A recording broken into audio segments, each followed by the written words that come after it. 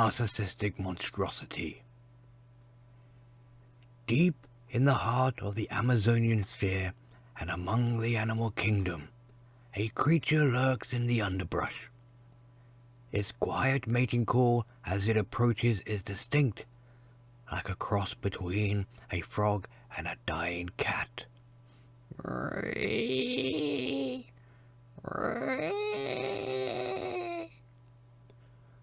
Formation.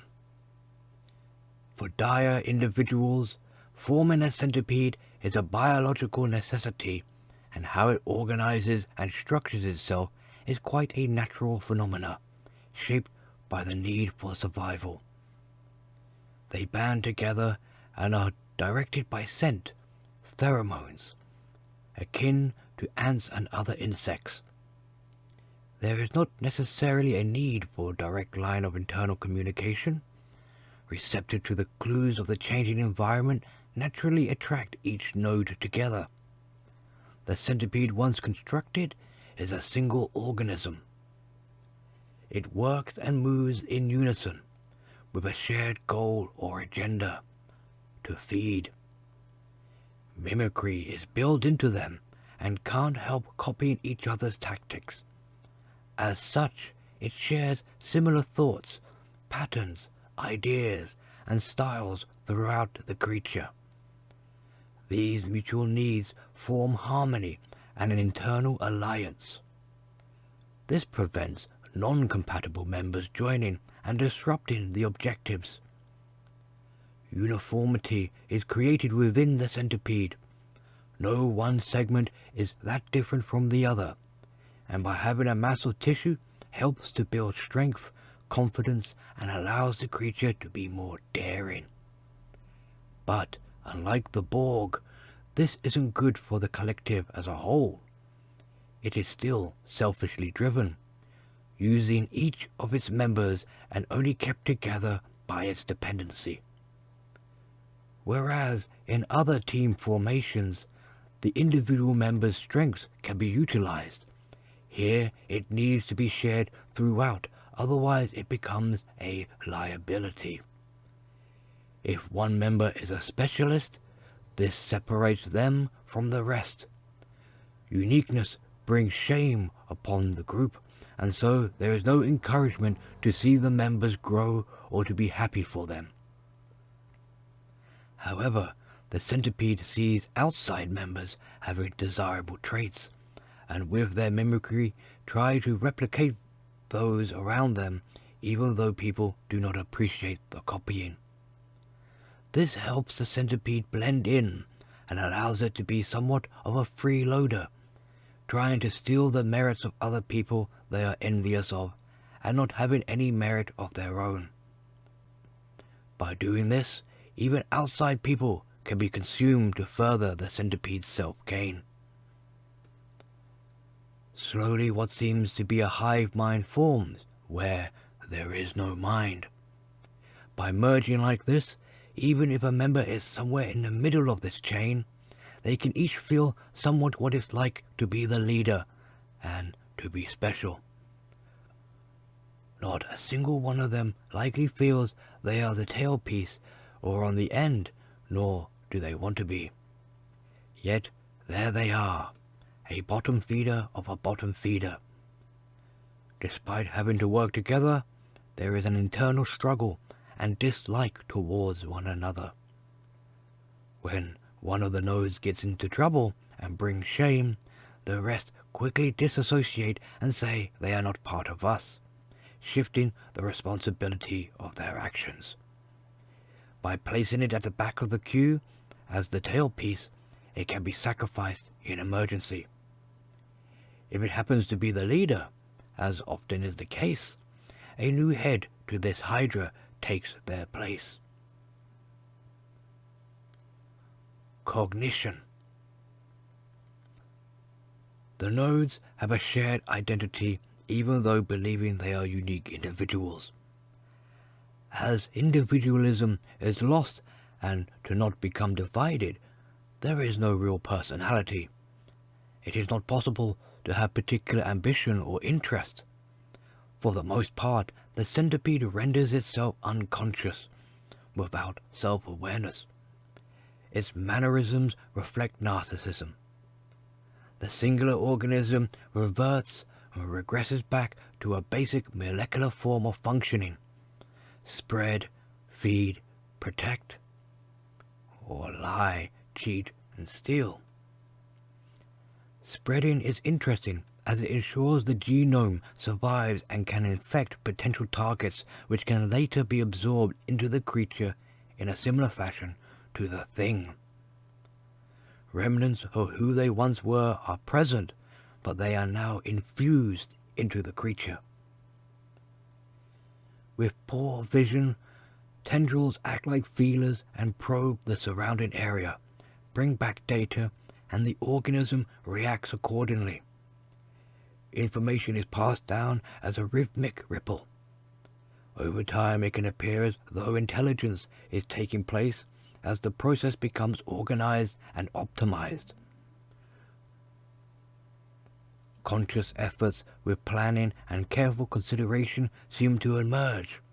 However, it is due to emulating people to better slide in and infiltrate their group. Through natural selection, set behaviors are reflexive and automatic. Although it may be harder to know for certain which course of action the organism may take, and can also be somewhat uncertain due to how data is received and interpreted, an overall pattern emerges and loose, generalized predictions can be made based on those set behaviors. Advantage. Despite these seemingly basic functions, there are advantages to how it operates. It makes the organism efficient, fuel economical, both in uptake and output. It can be a good problem solver by eliminating unnecessary data and being fairly direct, making for an opportunistic hunter. Simplicity works best, and in a way makes it more reliable, compared to ordinary humans whose tastes and moods can differ. Regardless, it has proven itself as a successful adaptation, albeit a desperate one, because it works at least for the time being, and with this appearance motivates the organism to continue in this manner. Yes, it might aspire and pretend to be a butterfly, but at the same time is better suited as a centipede. Unlike other creatures, the centipede appears to be able to self-produce via internal incest as part of its reproduction cycle, forever reinventing itself, changing skins, and rejuvenates. Every day is a new day reborn, and aging doesn't seem to be a problem.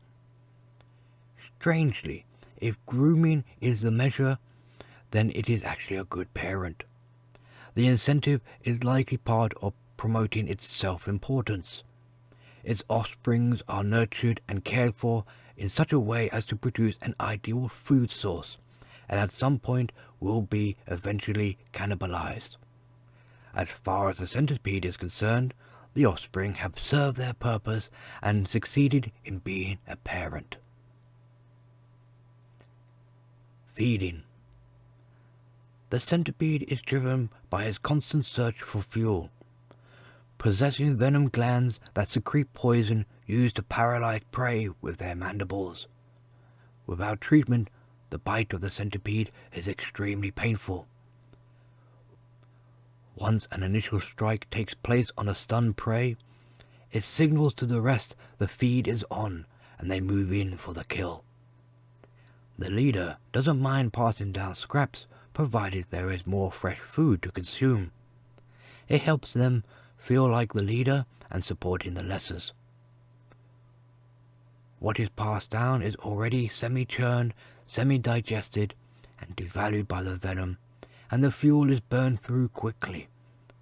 Soon after, the search resumes for more. However, although there is an overarching goal of feeding that unites them, there can be at times, eventually, where internal conflict starts to clash. Like hyenas who nip at each other whilst fighting over food, Once there is food, the collaboration is off for the time being, especially if there is not enough food to share. There is no loyalty, or it only goes so far as to serve individual needs. Suddenly now, a node can feel bolden enough to step forward.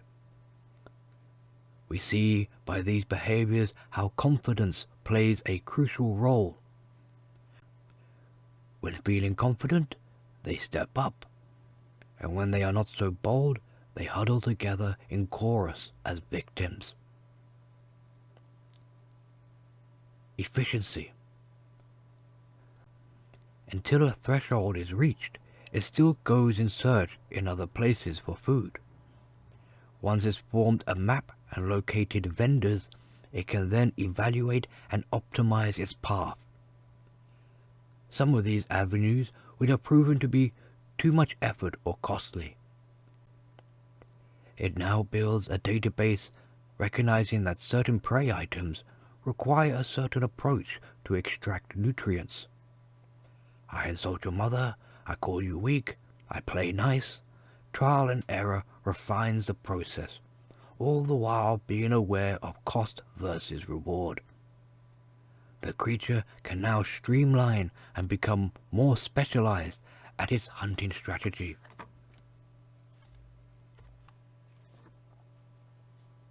Comparison. The centipede is different to the more general clustering of groups or communities. People come together with mutual shared interests rather than shared goals and can be allocated several roles.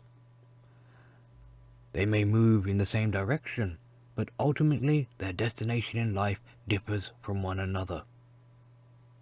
There are many attributes that separate people from the centipede. Capable of critical thinking, objectivity, abstraction, creativity, originality, and so much more that the centipede can only dream of having. There is no radical sense of hierarchy or line formation due to not feeling they must be greater than the other. Society must be congruent for it to work. Even though it has competition, it is not an obsession. Mutual cooperation is what has led to standing the test of time, and sadly the centipede fails due to its entitlement. This allows people to have horizontal movement, unlike the centipede or flying monkey, which operates in vertical transactions. Control. To ensure the centipede survives, it has evolved to be fixated with its appearance and tries to go undetected.